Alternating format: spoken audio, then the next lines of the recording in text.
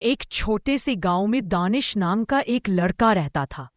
وہ اسکول سے واپس گھر جا رہا تھا کہ راستے میں اسے ایک کمزور، بھوکا اور تھکا ہوا کتا نظر آیا۔ کتا بڑی معصوم نظروں سے دانش کو دیکھ رہا تھا، لیکن گاؤں والوں نے پہلے ہی اسے ڈرا رکھا تھا کہ کتے خطرناک ہوتے ہیں، ان کے قریب نہ جانا۔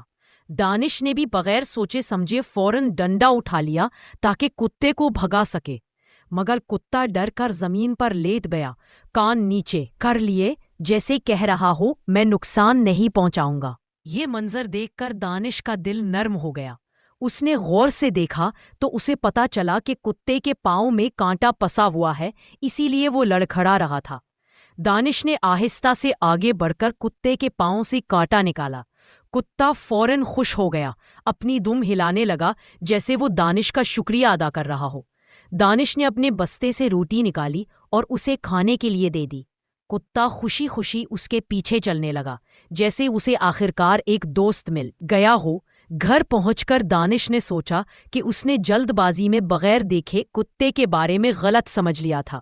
اصل حقیقت تو کچھ اور ہی تھی۔ مورل: ہمیشہ حقیقت دیکھ کر فیصلہ کرو، جلد بازی اکثر غلطی کرواتی ہے۔